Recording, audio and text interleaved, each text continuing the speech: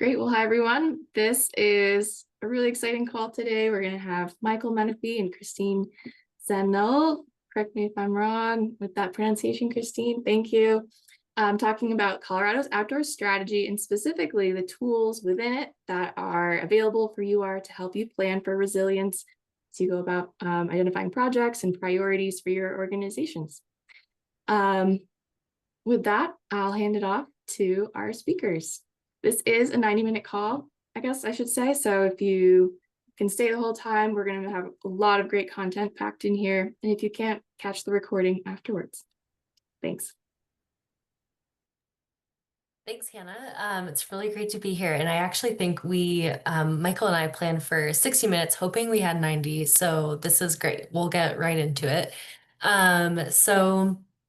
My name is Christine Zenel. I am with Keystone Policy Center, who has been one of the main consultants for Colorado's outdoor strategy, which is why I am presenting here with you today. And I'm also joined by Michael with Colorado Natural Heritage Program, CNHP, who I think many of you are very familiar with. And CNHP and Michael and his team have been truly instrumental in helping to develop the strategy.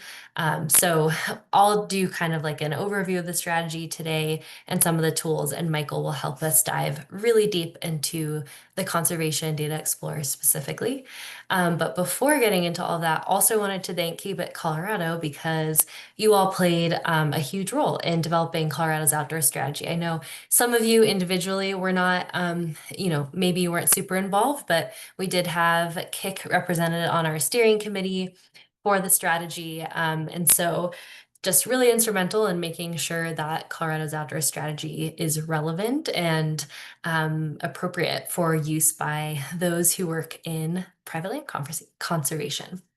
So I'm gonna go ahead and share my slides. Michael, quick side note, I think we ended up on different slide decks. There was some confusion there. So when you get to your portion, we'll just transition to you. I'll share mine. Yep, perfect. Okay. Okay. So starting off,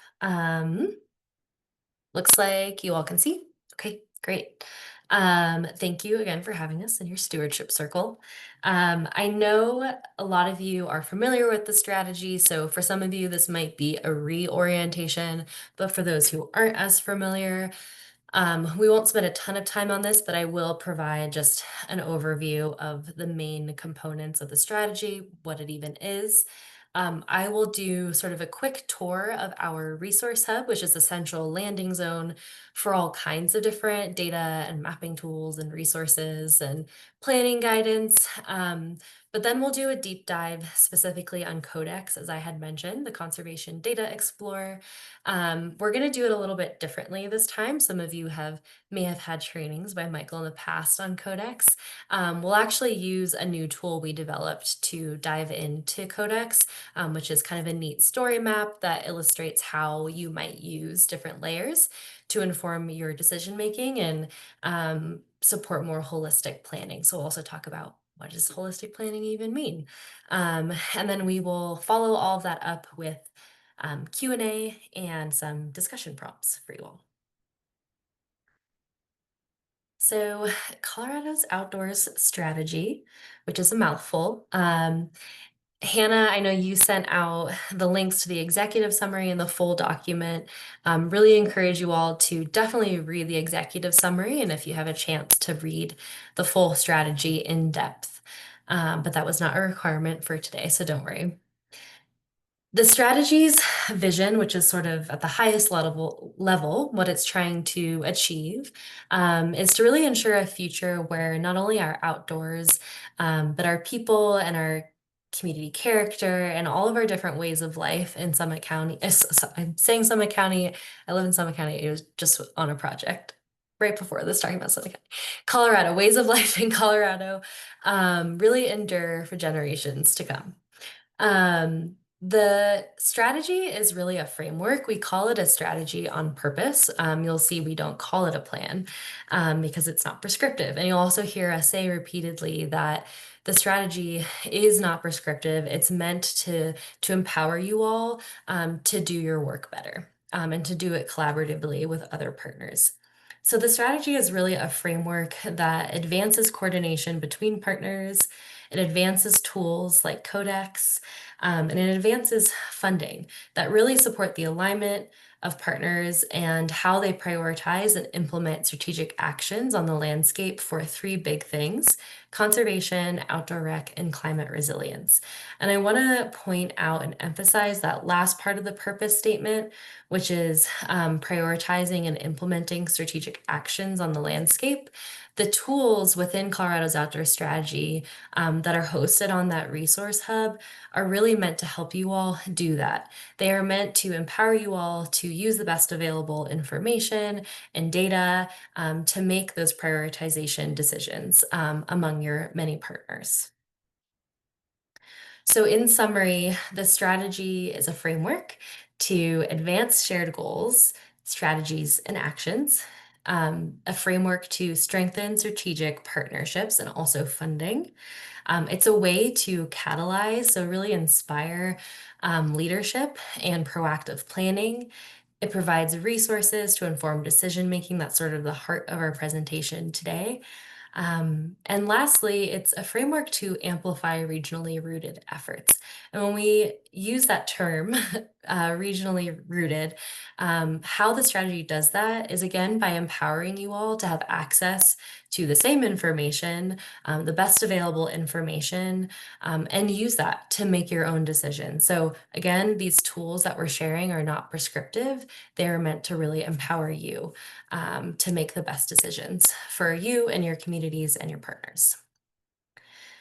There are three main goal buckets with Colorado's outdoor strategy.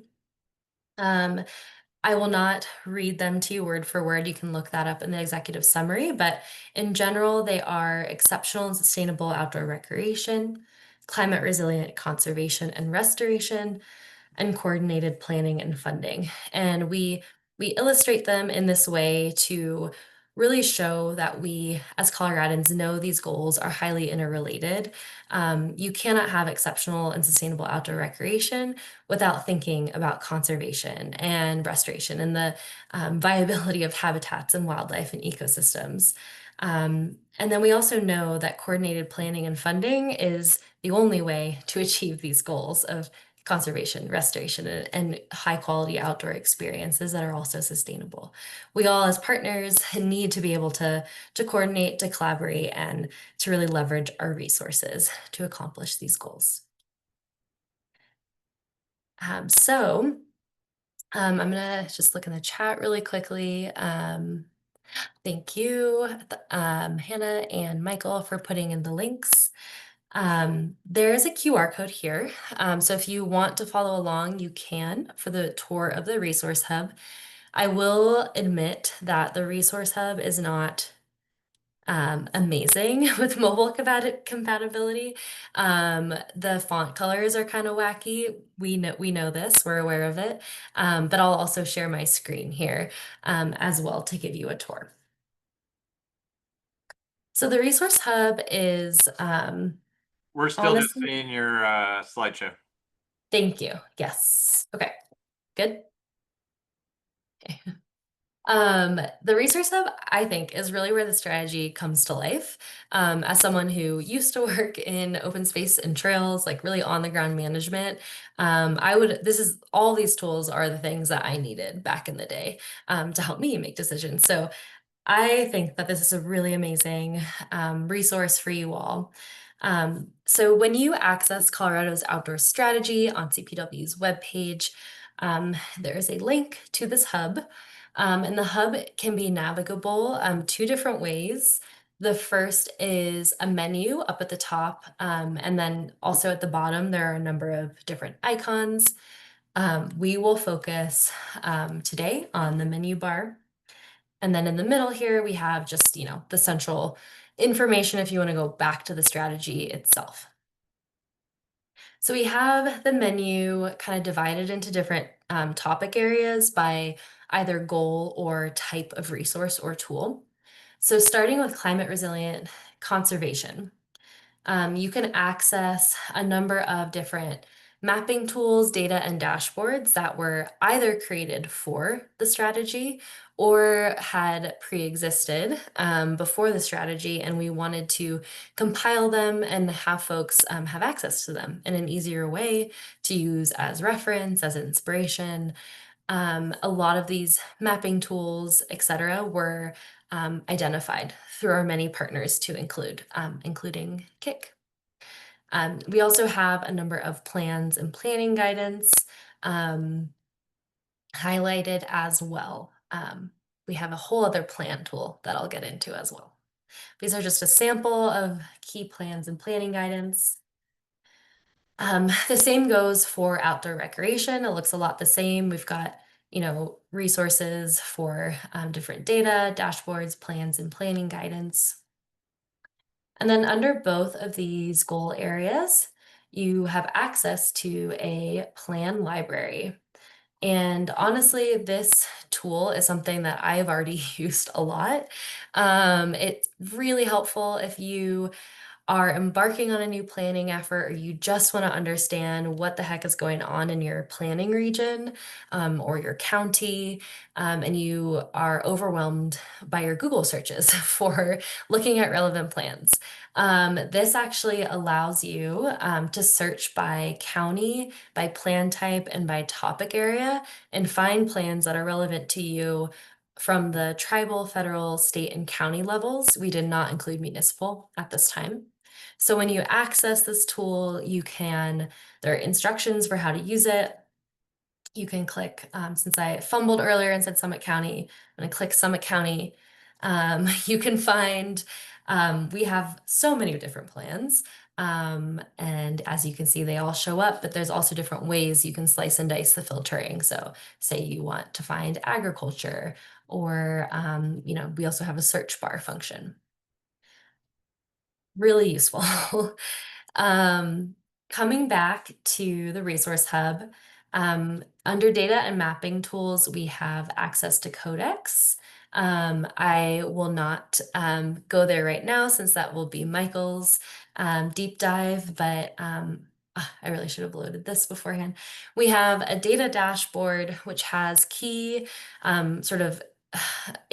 in some cases high level and others a little more nuanced, but key indicators for recreation, for conservation, and you can search by county. So, in the drop down here on the left, you can get this information by county, or you can view this information by the state. So I just clicked state, and it'll switch the view here and probably take a long time to load.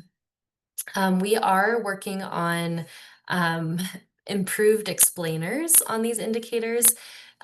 These indicators are explained in the outdoor strategy, but we're working on getting little blurbs put into the data dashboard here. Since these tools are live, we're understanding, better how to improve them for usability. But this dashboard is really useful, I think, for more of that like quick hit information. Maybe you're going after a grant proposal, maybe you're writing a memo to your board of county commissioners or your board of your land trust or your organization. And it just gives sort of a good overview of what's happening in your county or your region, with the caveat that you might need to pair some of this information with more on the ground, ground truthing, that kind of thing. Not the be all end all. It provides a really good snapshot. Going into inclusive planning dropdown, we have created a new tool that looks a lot like the plan library, but a little simpler in function. We call it our Equity, Diversity, and Inclusion Resource and Action Guide. And you can search by different topic areas. For example, I need help with increasing diversity or thinking about workforce training or hiring. So you can click that, and you'll be sent a list of different resources. Maybe it's more what you're seeking is more support specifically to engaging people in the outdoors. We have resources for that, for finding gear libraries, for thinking about rural communities specifically. So lots of amazing resources that we've put together with our consultant team here. Hope that it helps you all in this space a little more. And then lastly, we have created a guidance framework for tribal and indigenous engagement, or tribal collaboration. I guess that was the final title.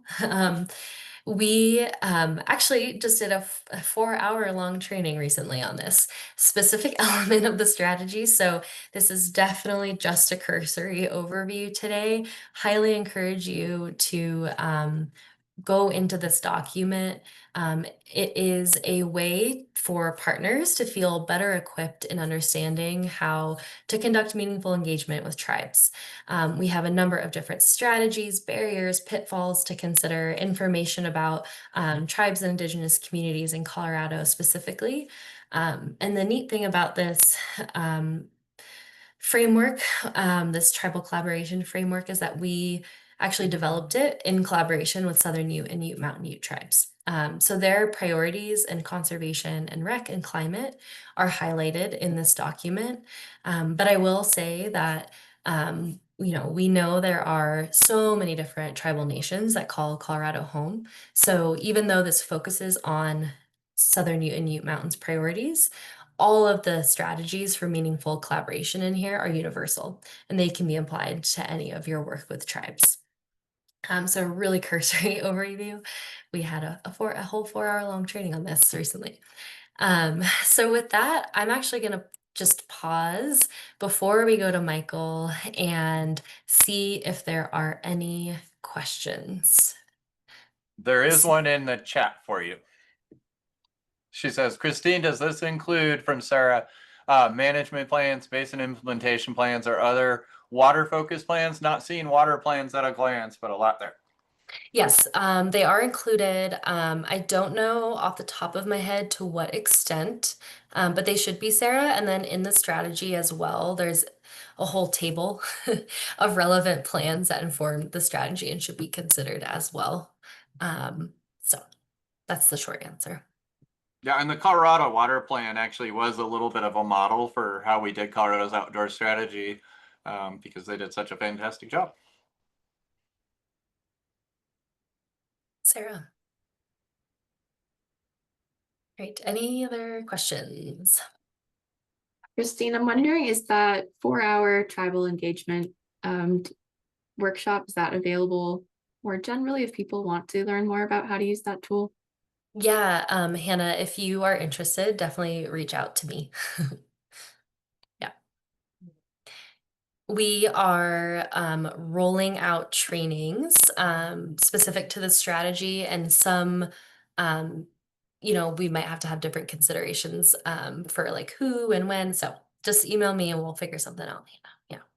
Hey, Jeffrey, your question about who's updating the website. So SE Group, one of the consultant teams, helped build the resource hub, and we've actually been kind of fine tuning a little bit of it. And I was just noticing, I'm not sure some of our numbers are right on the dashboard, so I'm going to look at that. We just reran the numbers due to a slightly different query being used, and so I need to make sure that everything is matching. So just as a warning, but we have the ability to update it for now. I think that, Christine, if you want to speak about kind of how the conservation summary and the plan in general might be updated in the future, and thinking about how we keep it relevant moving forward. Yeah, absolutely. It's a great question, Jeffrey. So, so many pieces went in to the resource hub and to the strategy. So the consultant team is still working on these kind of like fine-tune adjustments and updates. Broken links were found, in the EDI guide today. Michael just mentioned the numbers might be a little off in the dashboard. So we're making tweaks here and there. But the end game is actually for the coordinating partners of the strategy. So GOCO, DNR, Colorado Parks and Wildlife, Governor's Office, and the Office of Outdoor Recreation. They are currently creating sort of like an implementation plan amongst themselves, and through that, it should be CPW updating this information moving forward.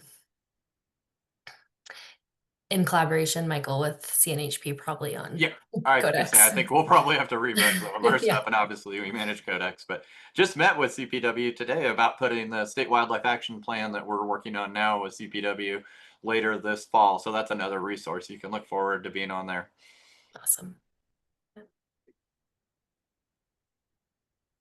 Okay. There are no other questions. Michael, I think you can take it away. Okie dokie. I'll Well, monitor thanks. the chat as well. if you like. Okay, sure. Thank you. Yeah, thanks for watching. I appreciate it. Well, yeah, I think you all do know me, but I'm Michael Menefee. I do environmental review and data distribution at Colorado Natural Heritage Program, and I've been to several Keep It Colorado and even Colorado coalitions of land trusts before that. Codex was actually partially born out of meeting folks at your conferences and presenting our original online interface just for COMAP, the map of protected lands that you also are critical in keeping up to date, making us probably the most accurate map of private lands conservation nationally. So thanks to everybody in this room for your years of support on that. And we're excited to keep collaborating with you on outdoor strategy. So with that, as Christine mentioned, we wanted to really preserve a lot of time for questions at the end of the hour and a half. And so we've kind of streamlined the presentation, and this is not meant to be a full Codex training for Colorado's Conservation Data Explorer. It's more about an emphasis of what tools and kind of methods did we develop from Colorado's outdoor strategy that you all can use and empower your work with. So we're really going to focus on that. And the story map is a really cool kind of format to do that in. So I'm going to go ahead and start with a little slide start, and then I'm going to jump into the story map. So let me share my screen and we'll jump into that. Let's see here. So let me project into, and that's doing the wrong display. Okay, do you see a full screen of my slide? No. Not yet. It's not sharing. Oh no. Okay, let's try again. Michael, I have it up now, I think, too, if you need me to do it. Let's try again. There we Did it go. come up? Yes. Huh, weird. I had that issue just the other day with Zoom where I presented and nothing happened. Okay, now I have to swap again. Shoot. Okay. There. Now, hopefully you see the slide. I Just the still- dashboard. Mhm. For heaven's sakes. Sorry, everybody. It's how we learn. And I am a tech guy, which is really hilarious. But these things happen.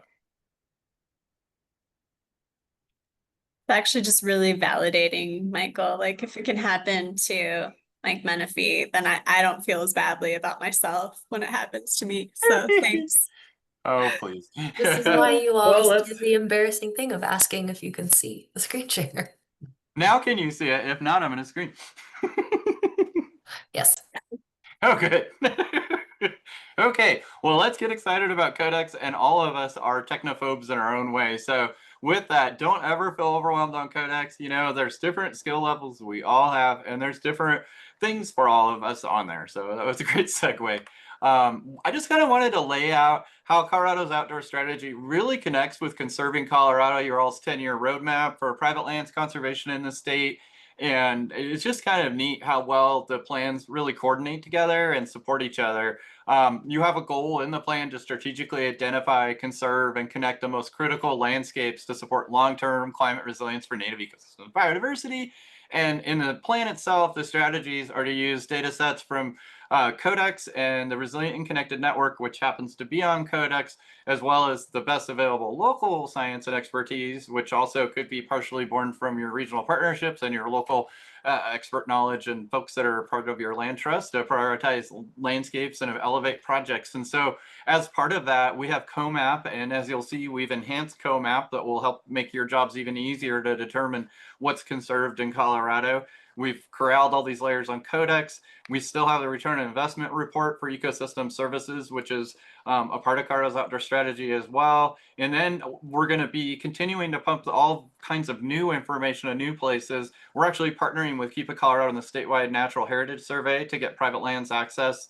For folks on the call, if you know willing landowners that would be really excited to have a survey, maybe just start putting on your thinking hats, thinking about that. This is going to be a great way to show the impact of already conserved lands that you all work on, and also help us to have a better understanding of what really is rare and what maybe is not as rare as we thought in Colorado. And there's so much undersurveyed stuff, and this will all go back into future conservation summaries and other tools as part of Colorado's outdoor strategy. So I just kind of wanted to connect this to your all's work Another thing that I'm not going to fully present today, we'll look at it briefly. There's a QR code, is a thing that I've shared recently with Colorado Cattlemen's Agricultural Land Trust, who helped develop this story map with several students at CSU and myself, people at the CSU Centroid. Actually ended up being a lot of people involved in it. But what we wanted to do is to show you all how to tell your story with data.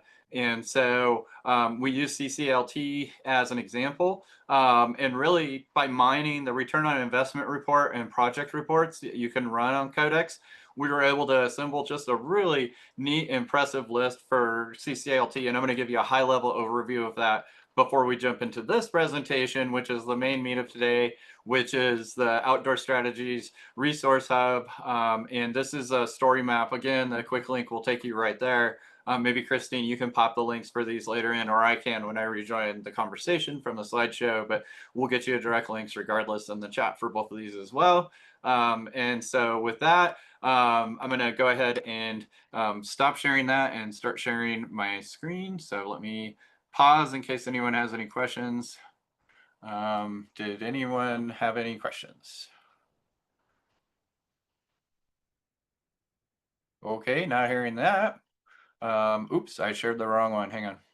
That's Codex. I'm really putting on the show for myself today, aren't I? Anyways, so let's do this one. There we go. Okay. So from the dashboard, if you go, as she said, you can just click here to go to Codex. But first, let's just look at the first story map I mentioned, because I just wanted to give you the high level overview. We're just going to cruise right down to the results. You all can look at this later, but we ran a return on investment on the entire portfolio of CCLT. And of course, they are one of the larger land trusts and have many, many acres protected. So the total annual conserved benefits of their work is ranging from around $1 billion to $1.6 billion annually statewide.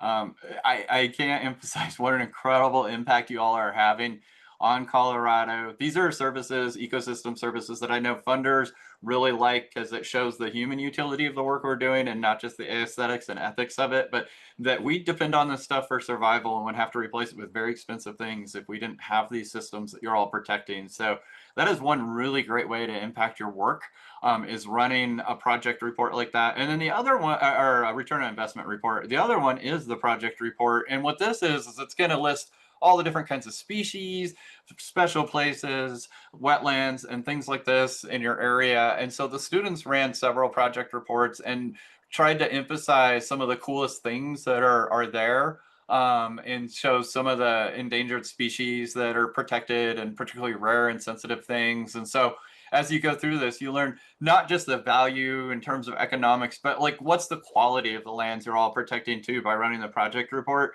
And it really brings home just the incredible impacts you're all having, as I said before. So again, not the main emphasis, but I just wanted to make sure you're aware of that. I think if I were in your world, I definitely would want to jump into this. And then we have the outdoor strategy story map. So let's focus on this. And basically we want to explore data layers and codecs that support Colorado's outdoor strategy. And think of these, like Christine said, it's not a plan with forced prioritization. It's more like we've tried to build a legacy of tools to empower your work, and the prioritization decisions rest on you and your partners and funders to determine. We're trying to provide tools to give you a science-based and really well thought out kind of set of tools that will help you actualize these goals. And with that, let's start exploring. So in the story map, we kind of go over, I think most of you know what Colorado's Conservation Data Explorer is, but it launched not too long ago, at the end of 2023. We now have over 700 organizations and thousands of project reports being run regularly on it. It has been a game changer for conservation data in Colorado because it's sort of served like a farmer's market where we can get all of this data together under one roof for everybody. When I first started this field, just like Christine was saying, in the good old days, one project report on Codex would have taken me like 6 to 8 months before Codex. So, I mean, for those of us that regularly are trying to source this information, it is truly a game changer. And it's led to a ton of improvement of the data on there because it's led to the attention of both organizations, the Colorado Parks and Wildlife and CNHP, really looking inward at our data, prepping it and getting through backlogs of raw data, but also exposing where we don't have equitable surveys. And that's where Keep It Colorado is going to really come in and help fill in some of those gaps with some of the private landowner contacts we might be able to make later to enhance some of our surveys in undersurveyed areas of the state. But with Codex, you can support integrated planning, which we'll get into, climate resilient conservation and restoration. And so let's take a look at some of the layers that were developed to support this. And in that, we have COMAP is the map of protected lands. It's the CARA Ownership Management and Protection Database Service. And this is the original version of COMAP. All these little yellow pieces are land trust conservation easements. The dark red, I believe, are preserves. And so obviously your impact is already well reflected here. But one thing that we wanted to understand is what percentage of Colorado is protected. And so we developed using methodology originally started by the Nature Conservancy and CNHP on the state of Colorado's biodiversity, and sort of enhanced it for Colorado's outdoor strategy. But basically there's 3 criteria, and then the average of those, more or less, there's a scoring criteria, rolls up to a final score. And anything that's good or very good is green on this map. And so you'll notice the conservation easements are shown in light green. This is really important. And some of the feedback we received from your community as we developed this plan on our committees to try to have really good stakeholder input from the private land folks. And we heard loud and clear that national roll-ups of conserved lands do a rather poor job of counting private lands conservation.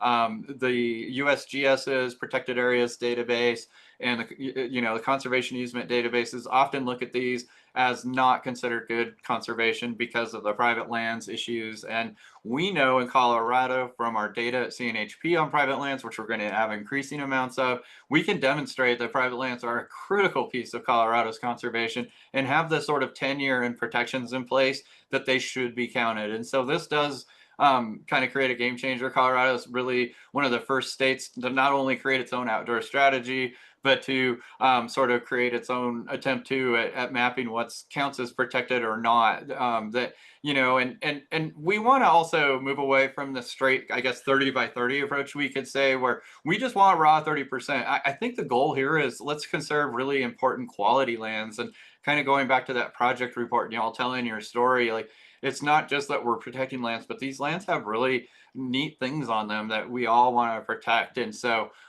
it's when you take this layer and combine it with other layers that it adds meaning to it. And that one of those great ways to do it is my favorite layer we developed in Tool for Outdoor Strategy is this conservation summary. The darker blue colors are the highest priority, or almost purple. And the white is going to be urban areas. And we're looking at the Colorado Springs metro area. As it turns out, one of the highest, if not, I think the highest pixel of biodiversity value our conservation summary found was right outside of Colorado Springs. And we all know that's an incredible keystone of biodiversity. And it was like kind of ironic that the Partners in Outdoors conference was in Colorado Springs this year, that we, happened to find the highest value there. But what it did is it took all of CNHP's CPW sensitive species data, wildlife data, all the different data sets, and also some anthropogenic influences and things like that. But it crushes all these layers together to create kind of like a heat map of biodiversity in Colorado.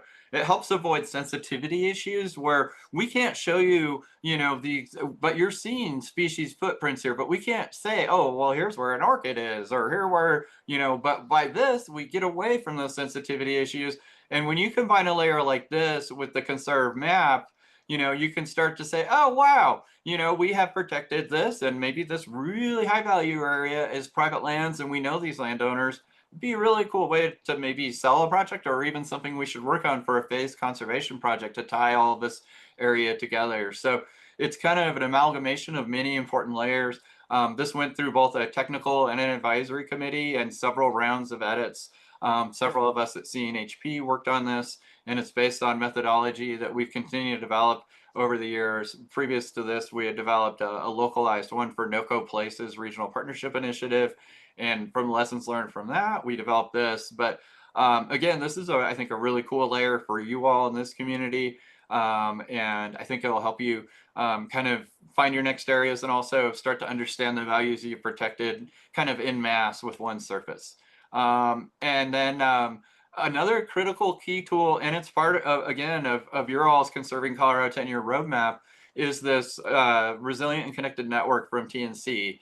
And, one of the things we want to point out is both of these maps, if you have a project that's in this wide area, or maybe this wide area, and you're like, oh God, how are we going to get this conservation easement like really excited public? We're not saying that these are all values. These are the values that TNC and CNHP were able to map for these sorts of questions, but we know survey efforts aren't perfect. That's why we're doing the statewide natural heritage survey. And we know local expert knowledge has to always complement these sort of roll-ups. So, think of this as a whole nother funding surface, a whole nother tool to look for your next opportunity. It's not saying things that are not in certain areas that are not lit up should not be done or anything like that. It's more of getting excited to protect those areas that we're able to identify. Another critical layer is the high priority habitats. This was originally developed for Senate Bill 181. These are wildlife, often areas, things like bald eagle nests, critical winter habitat for ungulates, things like this. May not be rare and sensitive, but really important wildlife as well. And this was developed originally for oil and gas permitting, but so much effort has been built into this process that a lot of folks are starting to use the HPH or high priority habitat polygons as kind of a surrogate for important wildlife habitat in Colorado. So that became one of our primary layers for Codex. This has previously only been viewable by partners on Codex, but still comes out on those project reports. So you'll see if you have any in your areas. We're currently in discussions where I think there's a strong chance we are now going to be able to make some version of the HPHs public for all and not just partners of CPW. So something to look forward to in the future, but you'll still be able to get at this whenever you run a project report on a parcel. It'll be reflected if there is HPHs and describe which ones. And many times they represent values that would have already been represented as species in your species report, but this is more of a regulatory concept that the Board of Wildlife Commissioners, I think, approves every 5 years or something like that. And then we have the Landscape Disturbance Index. And this is another layer, thinking about how the layers go together and how you can stack them on Codex. This is the human footprint. So we have roads, anthropogenic influences like mining, oil and gas, alternative energy like wind turbines and solar. But we've also added trails. So all these little tiny squiggly lines represent recreation impacts as well. That's been the most recent addition to it. National mapping methods continue to get better. Our understanding of disturbance continues to get better. So this really isn't a time series where if we looked at every landscape disturbance or LDI over the last 10 years, we could watch disturbance happen, because our understanding of how to map these things to be able to isolate different kinds of agriculture, like crop agriculture from ranches and things like that, continues to improve. And with so many studies being done now on the impacts of human disturbance on wildlife, things like the distances that we use for lighting things up as disturbed are also constantly evolving. So just always, go to Codex and you'll get the latest, greatest landscape disturbance index. But thinking again, if you took maybe that conservation summary and laid the landscape disturbance over and protected lands, now all of a sudden I can ask questions. Can you find me the least protected, least disturbed, but highest biodiversity spot in Colorado? Or maybe I want to find the most disturbed for restoration projects with high conservation values. You can see how kind of slicing and dicing these data sets together really allows us to answer those kind of qualitative questions rather than just raw acreage questions, and put meaning to work, and to really, internally prioritize our efforts and coordinate our efforts. As we go through, there's also a whole section of exceptional, sustainable, and outdoor recreation layers. I know not as many land trusts allow, recreation, particularly year-round recreation on their lands, but we do have several layers. The Cotrex is the most important here, where and now it's being updated, I believe, quarterly by the State Office of Recreation. And so we're in CPW. So we're getting new versions up on Codex regularly of Cotrex. So many co-acronyms in Colorado. But the Colorado Trail Explorer is seen here, and lots of really cool stuff you can find in that. And then to complement that, we want to look at it just skipped a layer. We'll get back to it. We wanted to also look at the equity piece. I think it's going to come up next. For EnviroScreen right now is the main way we look at sort of like disproportionately affected communities from pollution or other environmental issues. And EnviroScreen has slowly become the state standard. It's run out of the state of Colorado from the Department of Public Health, but they and environment they worked with CSU Centroid actually to develop this. There's a whole website for EnviroScreen, but be able to view it at least at the block level and above on Codex and support of Colorado's outdoor strategy is really helpful, so you can understand these equity issues as you do your planning and the different kinds of communities you're working in and unique issues they might be facing. And then we have the Trust for Public Land. Another look at equity is what are people's access to recreation? And so, and by the way, this is the one that I thought was next. I forgot the order we were in, but so nothing missing. But this layer is, you're probably familiar with it, but it's how far are you from your nearest park? Are you within a 10-minute walk? Basically, as a proximity standard. And so this is kind of showing where folks have access to issues and how we can help fill those gaps. And then we kind of take a similar approach with the American whitewater recreation data. And this looks at flat water and lake water, streams and rivers, recreation and access points. And critically, all of these maps aren't meant for like you to fire up your next outdoor adventure. It's more for a planning perspective. We're not saying use this map to find out where to recreate on water. It's more of thinking about these issues in a planning context. There's like resources external to Codex that are much better with making sure people understand private property issues and things like this. And we do have all over Codex lots of warnings. Please, you're responsible for trespass if you go out there, but just wanted everyone on the call to be aware it's really a planning tool and not a rec tool. And so with that, there's the coordinated planning and funding layers, which is that last goal you remember from Christine's slide with the 3 main areas. And so we have layers to support all of those. And one of the best things going in Colorado for coordinated planning, we all know, are the regional partnership initiatives. We now have all the boundaries of different regional partnership initiatives. So you can see what RP is working in my area. If you're over here, oh, you're in NOCO Places, or maybe you're in the new Seco Rome, or you're in one of these newer ones in northwestern Colorado. So there's lots of RPs, and ultimately we're going to get to a place where the entire state has one. And so this is constantly going to be updated on Codex. And then we have and in addition, several regional partnership initiatives also have their own section in Codex now. So like NOCO Places and many more are coming. As Christine knows, we've been talking about some of the ones Keystone works with about getting some of their layers up as well. So, and if you work with one and your layers are not on there and you want to help steer folks, steer them to me and Amy Greenwell, and we'll work with them to get their layers up on Codex. Excuse me. Getting over a cold and it's the longest ever cough. Another really cool coordinated tool that's brand new to Codex as part of outdoor strategies. We worked with John Sanderson's lab at Colorado State University at the Center for Collaborative Conservation. And they have a collaborative conservation atlas that complements our planning library. And if you ID these points, you can kind of see what the different things are that folks are doing. So, and then what the project is. And what do you know? It's a Keep It Colorado project. I did not do that on purpose, I promise, but pretty neat. That's I think just showing your all's office. But there's all these different collaboratives. Are you nearby one? Is there one maybe kind of like that planning library that you can tap into? Maybe you could even, collaborate on a phased project or find new resources for something that they're working on or you're working on that the group already has, and maybe you don't need to repurchase now that you're coordinated. So showing the power of some of these tools. And then for thinking about infrastructure and protection, climate risk is a real thing. Fire and flood hazards were not previously on Codex. We brought in 100-year FEMA flood maps and then Colorado State Forest Service fire risk. This map's really powerful, and we all remember the Marshall Fire. I looked at this map after the Marshall Fire, and let me tell you all, that area that burned was just bright red before the fire. So this map actually did a pretty darn good job of predicting the risk of that area. So worth checking your own neighborhood on here at some point. And so with that, those are the main kind of layers, but there's several other layers that support it.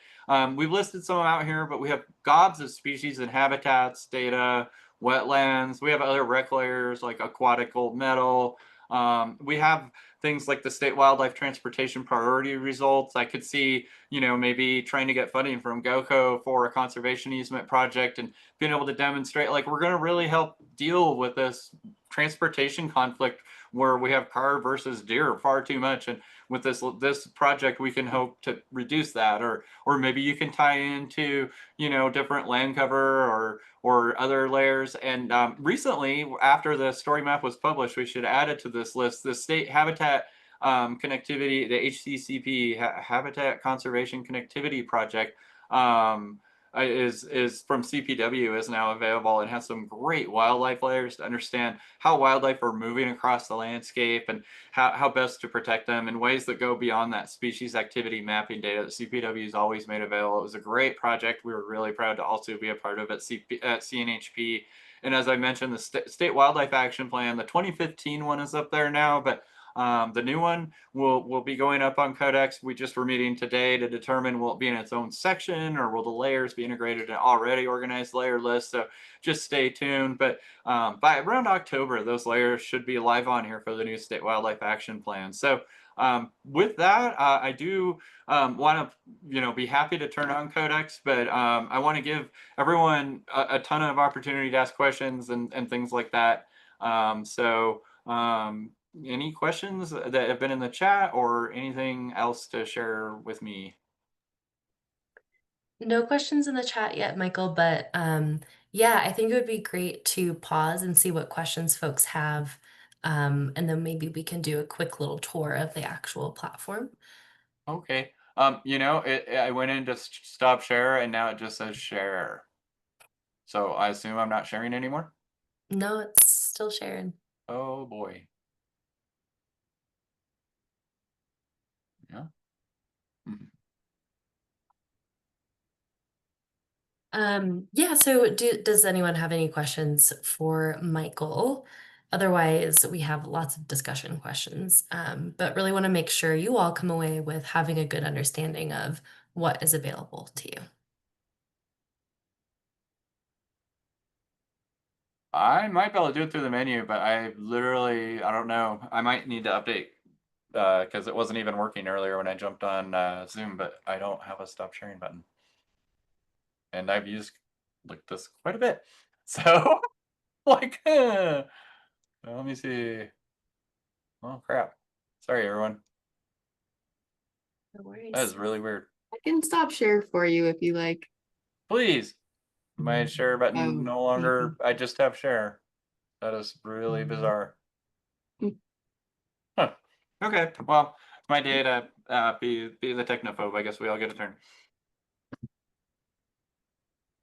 Oh, great, and thanks for the links too for the chat. Yep, and I'll put a link to the other story map shortly here for the telling your story one, which I think is also fun. But yeah, Christine, if you want to lead with some of the discussion points too, I can also show these layers live on Codex if people want to look and play with anything in Codex that way. But I think we should start with some of the questions and kind of go from there. Sure, let's do that. I'm gonna actually throw some questions in the chat, and don't be shy. We are interested in how you all are going to be using this tool because that helps us improve it as well. So some questions for you all. How would you use Codex in your own work? Maybe there's something that you were inspired to do throughout this training, or maybe there's something you want to now add a Codex analysis into your project. So how would you actually use this tool in your own work? And then with that, what other information, data, and tools would you bring in? Knowing that Codex is not the be all end all, but is an amazing tool.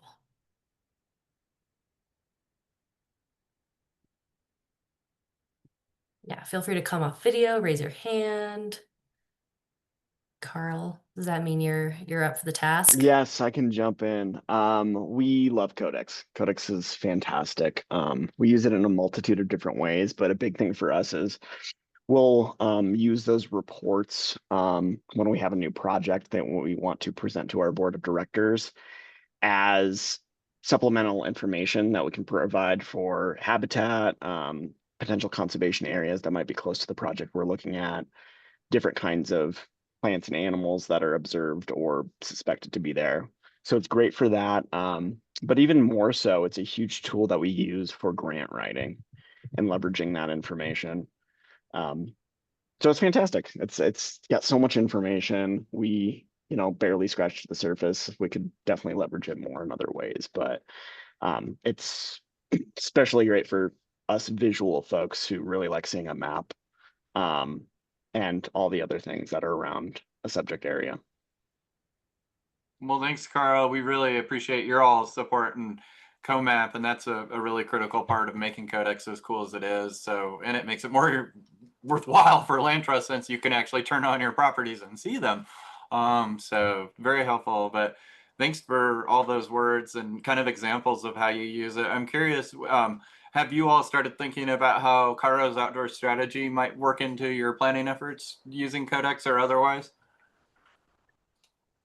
I mean, definitely now. Colorado's outdoor strategy was something I wasn't really aware of before. And so we'll definitely take some time to dive into all the resources you guys have, the different tools, and the strategy itself, to see how we can fit that in to what we do.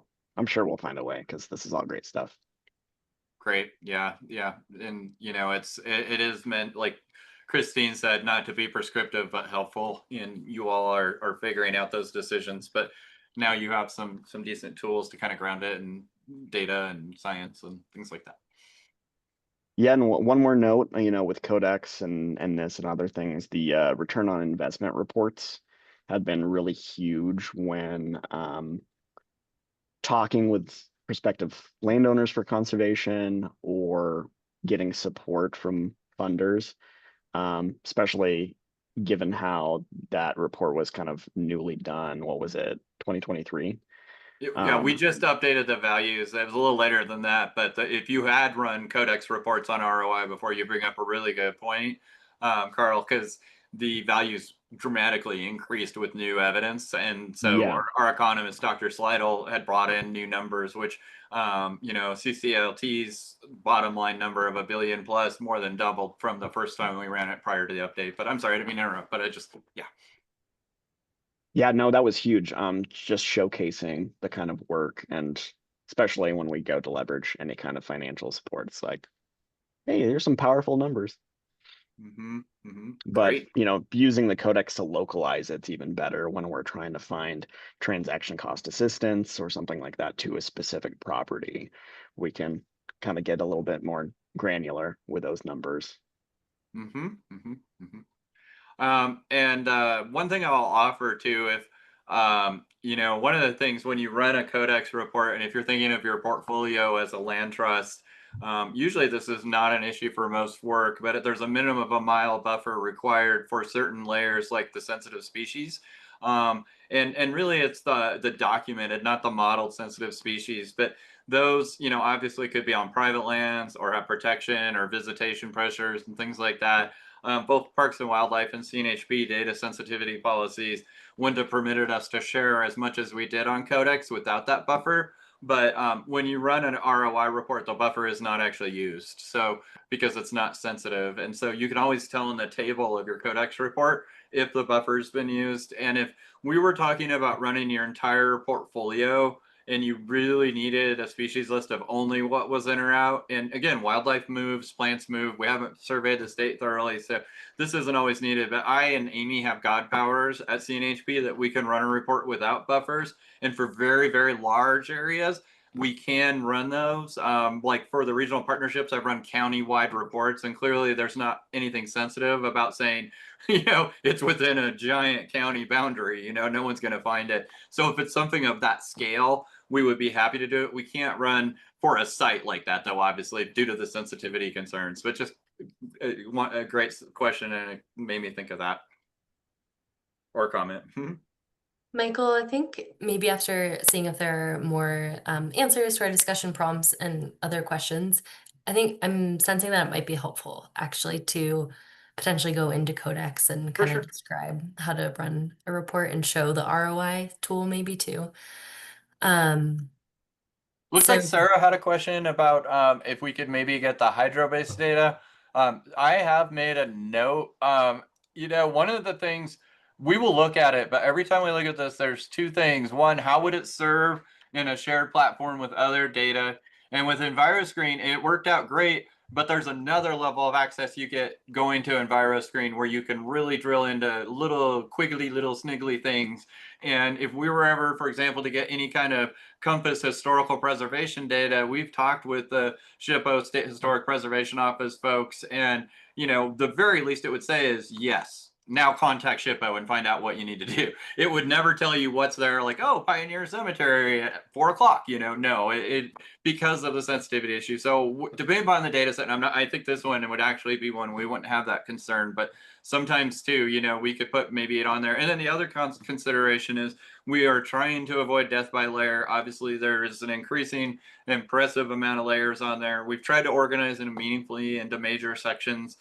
You could drag those up and down and collapse them so you're not overwhelmed, but it's a balancing act for sure. And if every single person's layer got on there, it would be infinite. So at a certain point, and if your favorite layer doesn't get on there, please forgive us. And there are ways to bring external map services in that are hosted in the cloud into Codex if it's a GIS REST service. So I will also look, Sarah, to see if maybe they already have an existing service where you could just plug in the layers you want from them while you wait to see if we can do it. So I'll look at that too. But a lot of times they have those cloud services that you can just, and then you can do a save map on Codex and it'll come up every time you load your save map without having to reload it. So there are workarounds for data that maybe only some people need on Codex and not everybody.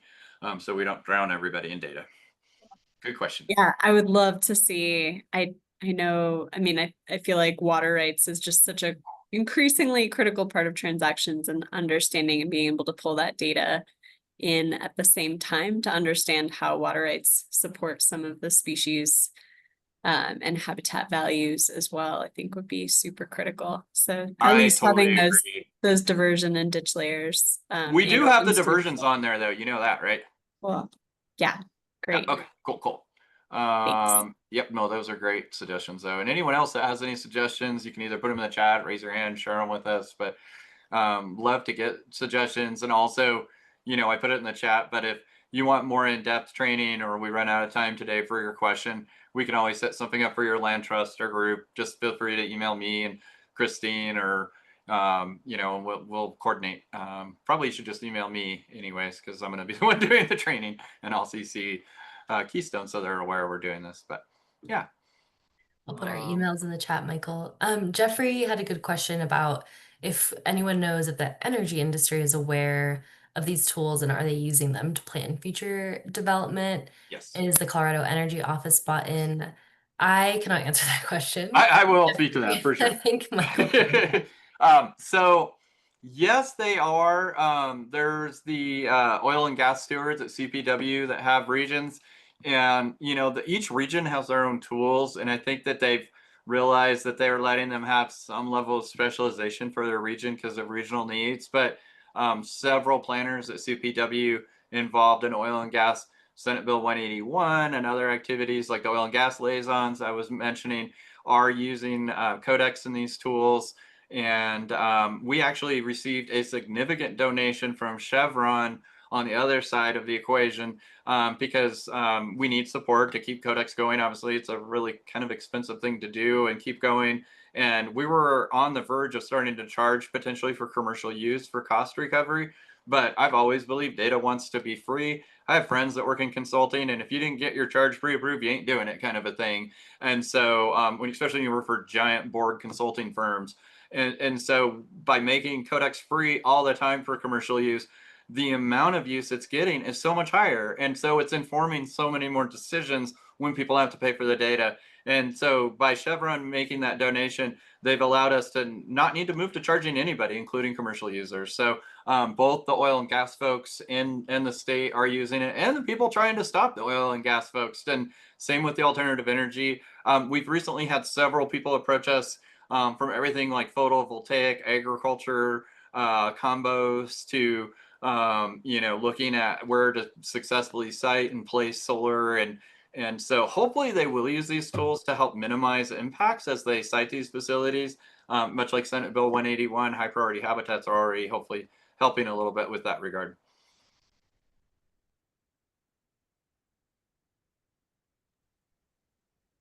Thanks, Michael.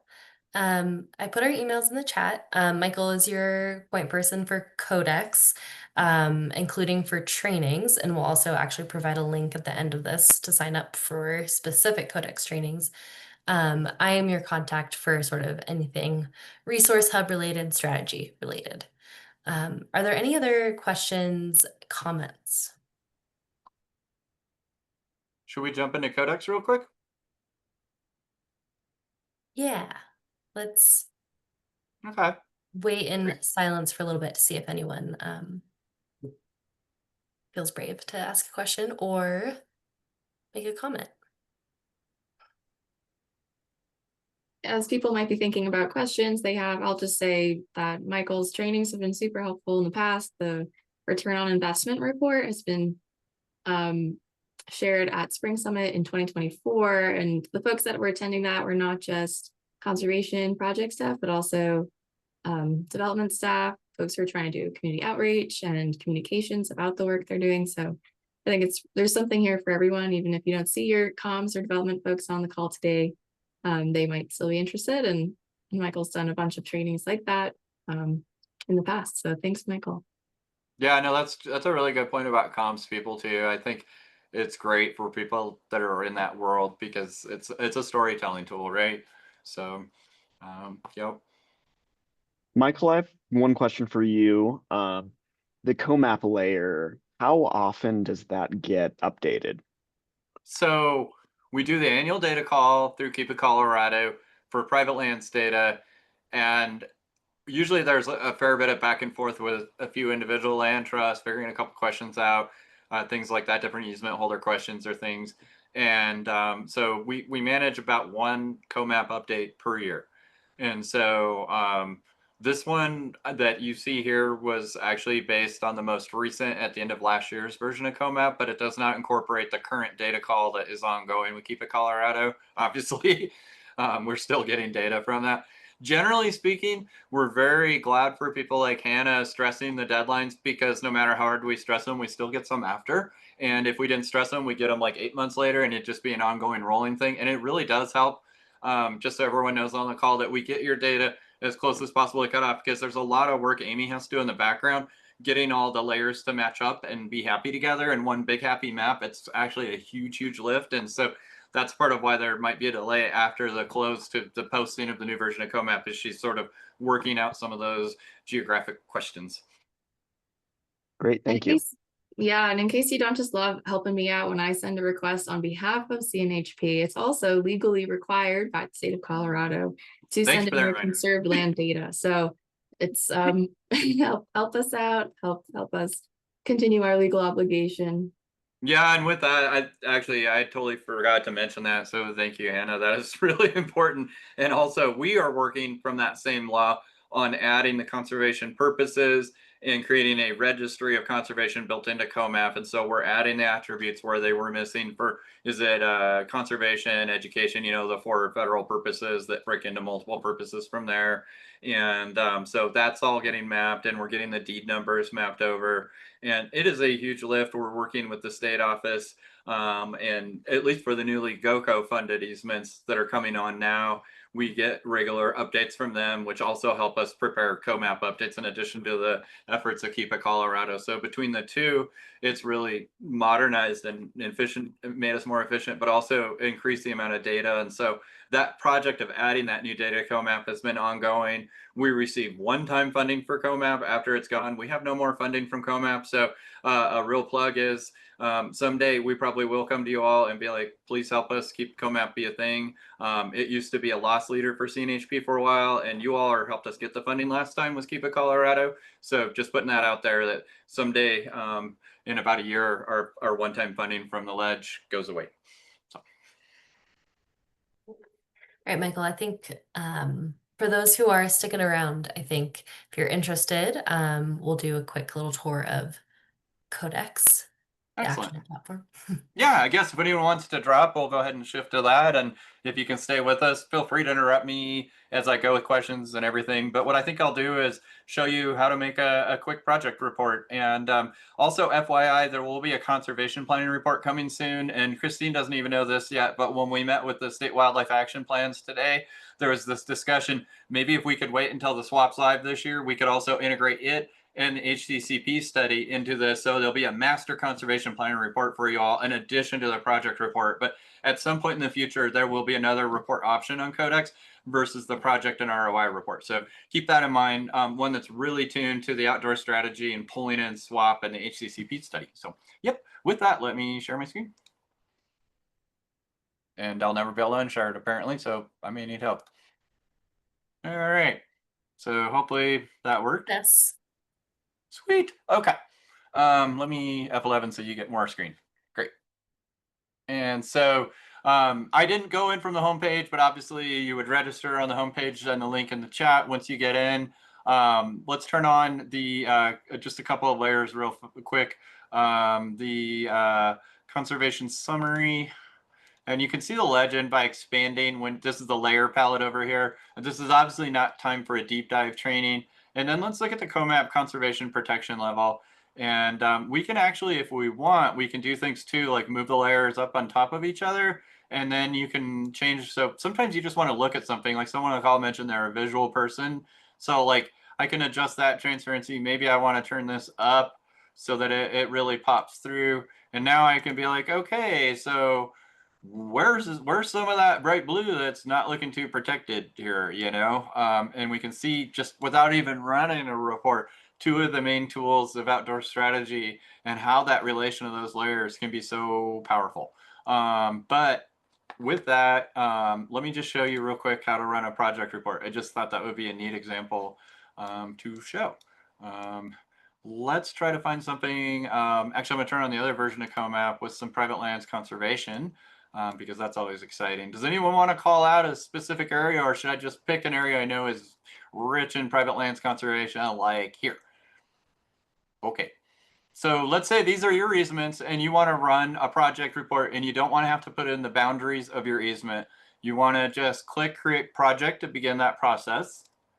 And then rather than drawing it, which if you wanted to draw a boundary, you notice it says zoom in and this is grayed out. If I wanted to hand draw, I have to go until this turns orange and active, and then I can just draw, click each vertice, and then double click and accept. I can edit those shapes. I can also freehand if I don't like the click and change the drawing style. But we're obviously not going to get an exact match to the boundary. So another way to do it is if you click create project, there's this button, and this is using existing map layers. And so we can use COMAP for your layer. And to that note, we are working on trying to get wall-to-wall parcel data for Colorado. I've actually gotten some fairly positive, potentially good news lately, but we don't have them all up here now due to some counties wanting like 40 grand for their parcel data. And a lot of counties are just not as technically up, but anyways, hopeful and have some hopeful signs, much like the habitat, the HPHs from CPW. We hope to have always new things coming down here for you. But so you pick map layers. Let me go back to that since I interrupted myself. So after you click create project, you're going to click this button and then map layers. And so you can also enter coordinates here, but we're going to use the existing, and then see you have COMAP land status limited. I want to use the full version actually, because some smaller things, like for example, conservation easements that were not funded by GovCo are not shown in the limited version. So for you guys, you'll always want to use the full version. You have to be signed into Codex to get the full version.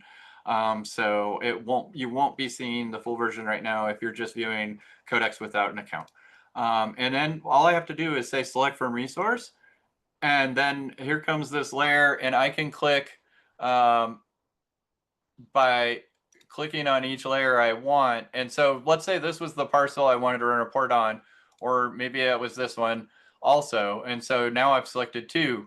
Maybe this one also, because we want to look at the impact of this whole edge up against the national forest. And so I'm going to select all of these parcels that are bordering this section of national forest to run a report. Just making up something here. I know it may not be exactly, but now all of these boundaries are exact.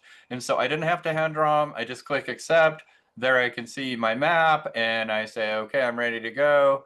And I could have done some, and I just click accept and that's it. So remember that button map layers, and then you have to pick the map layer in the dropdown you want. CoMap full version if you're doing easement boundaries, which will be, and anything with a red asterisk you have to fill out. So we'll just stewardship circle test. We'll say it's conservation restoration. The project type doesn't at this time influence the results. If feel free to put what's most accurate for you.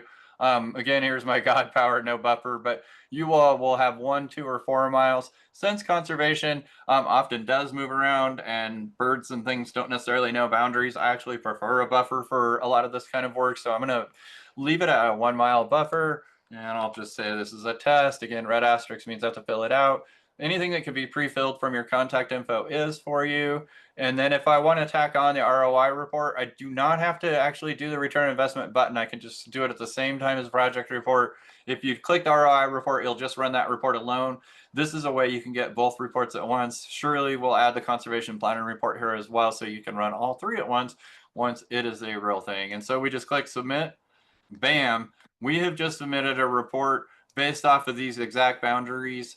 A little later, when it finishes cooking in about 5 to 10 minutes, you can go to the My Projects tab up here on top, and you'll have a list of all your projects. When you open a project, you can see that it's still pending. We can generate KMZ, so Google Earth files, if you need to share it that way. When the report's done, you will have a whole set of documents, including your project report in PDF, shapefile, tabular report in CSV if you want to bring it in Excel, your ROI report, and the ability to generate a KMZ just by clicking that button.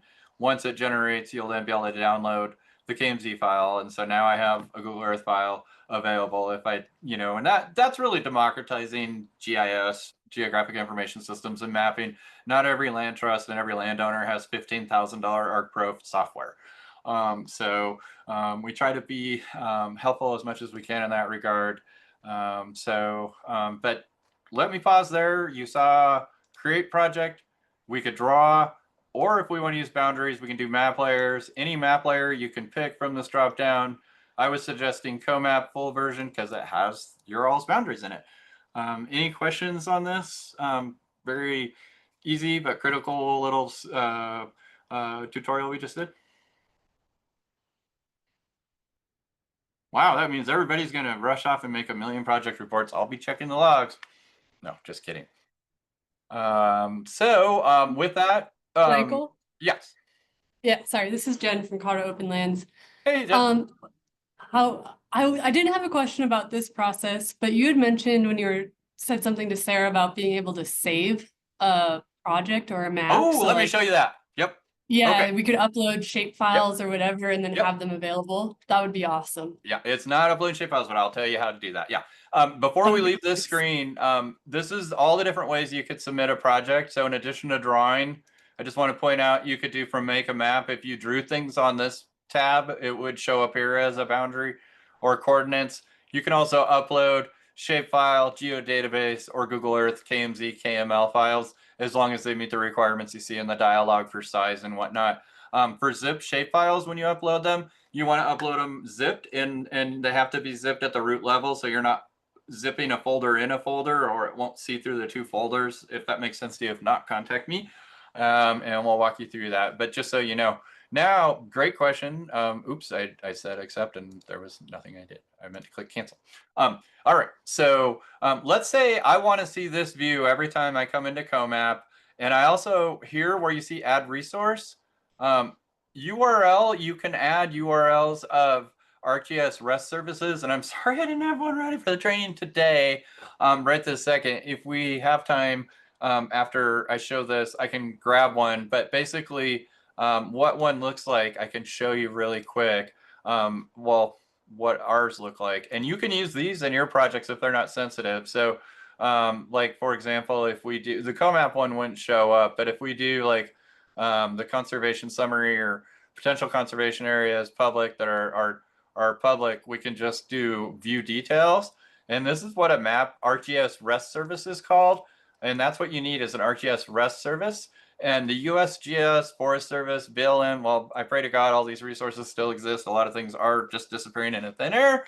But as long as they exist, you can just take this URL, copy it, and then, this is obviously something that's already in Codex, but when you get a map service URL, sometimes you might want to click on another level where it's like, this is the actual layer I want. A lot of times they're super nested. Some of the Forest Service ones will just have gobs of data and you don't want all of it in. But then you'll go to this, you'll go to this add resource, and then you would paste that URL that we just got. And sometimes you'll find, and I actually afterwards with Hannah, I will share a couple examples of ArcGIS REST services I'm aware of from federal resources. Plus, I want to look at them because I haven't in the last 4 months, and I wonder if they still exist. But we'll go ahead and send that out to you all, so you have an example of some. Probably a lot of data you use is hosted in the cloud, and you didn't even know it. But once you do that, and then you go over here, let's say I added, pretend there is now an ArcGIS REST service. Let's say all the scenic properties of Colorado as cataloged by some outside consulting firm, and they are serving this as a thing, and you want to look at scenic values, which, boy, that's a really subjective thing. But instead of doing, there's different ways you can save a map. First one is really simple, and that's just a spatial bookmark. So you can move around the state really quickly that way, and it doesn't redraw the whole map. And so these different ones work like that. However, when you do a save map, if I were to say save new, and I give us a unique name, we'll just say test so I know what I did. Save. Now, let's load a different one I did just for an example. Let me think of one that's a good one. Maybe this is a good one. Let's see. And so hopefully this will load with an external. You'll notice it redraws the whole map. But and hopefully you saw I clicked a water droplet one for the save map versus the bookmark. The bookmark is just a spatial bookmark. This is the save map, and it does give you the tooltip. But yeah, and so see, I've got like a different. I've turned on a different base map over here where I've got imagery turned on. I have transportation turned on, and I do not have any external map layers. They would be on top, but this starts to show you. Let me load another one, and maybe we can get one that actually has something in it. Oh, here's some REST services. How about that? Let's see. It says it right in the title. Well, it was nice Martin doing that. Hopefully the REST service still exists. Otherwise, it won't work. This will be a great test. Looks like it does. Or does it? Yep. Okay. Well, so that would be the thing too, is if your external partner, oh, here you go. Yeah. So these are all high priority habitats that I got from an externally hosted data set, and they're on the bottom because of how I move things. But these are data that did not exist in Codex per se. And so this was actually a training that I did for some I think actually to someone's earlier question to have the oil and gas people bought into this. I think this was for the oil and gas liaisons to show how they could bring in their external HPH hosted map service and plug it in, since we weren't showing public data. It was just an example for private partners to be able to learn how to view this data in Codex. So now if I send it, the other thing, Sarah and friends who asked this question, see this URL here, this save map equals, if I copy this URL and send it to my colleagues, as long as we all have the same account, and if I sent this to you all, since I have a God account, it wouldn't be a one-to-one map. But as long as we're all on the same level, like i.e. y'all work for the same land trust, or you're working with a public account, which is 98% of the users of Codex, then you just send that link to your friend or colleague. When they open Codex, as long as they're logged in, they'll see this too.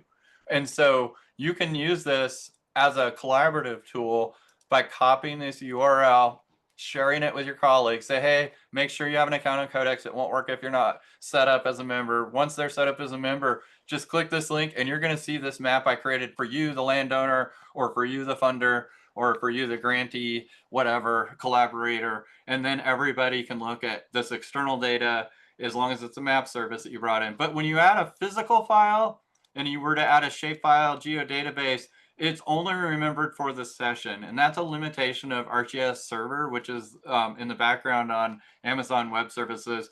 They're powering this monster. And there is a Americans with Disabilities and Security update that's happening that will have a fairly good change and part of the look and feel just because of the new ArcGIS Server version that will be coming potentially even as early as later this year.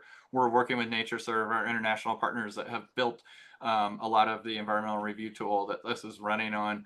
And so we'll coordinate with them, but that could bring new abilities for other types of hosted cloud data sets besides REST services and other new functions and looks and feels. One thing that I'm looking forward to is modern ArcGIS servers do not require you to click an ID button to find out information. And see, you can even pull the information up about that external data set that I added.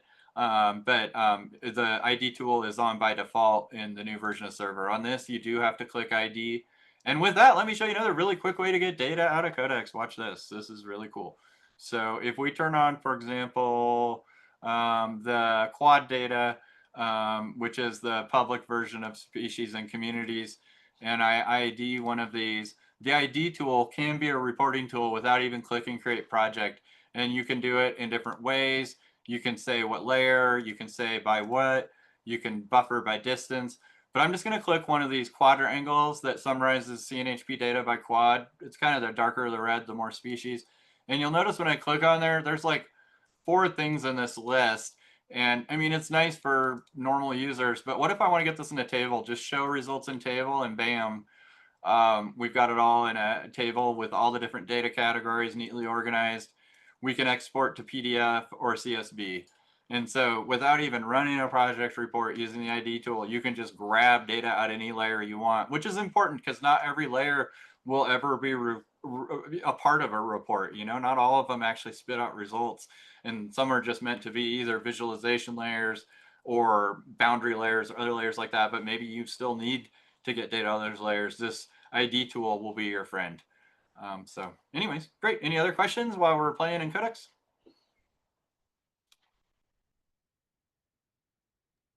Does everyone feel like you could click create project, go to map layers, find Codex on here, and then start selecting your boundaries? Would that be something most people are comfortable with? Because if so, I would consider that a major win. We didn't even do a full hour-and-a-half training, and y'all can do some pretty amazing stuff if you can do that. So thanks. Maybe Thanks, Michael. Yeah, in the essence of time, my stop and share I button think just reappeared while I was watching. I literally saw this red box just whoop. So I don't know. I think I need to reboot my computer. glad that reappeared for you. Me Yeah, too. thanks, Laura. I know people are starting to drop off, but before you go, do you want to share this QR code? Which I think I lost sharing permissions, Hannah. So that I just gave it back to you. Yeah. great. Let me Okay. yeah, and I need to grab that is on a slide too, but I have that as I think I can just paste it into Okay. the chat. Let me try that.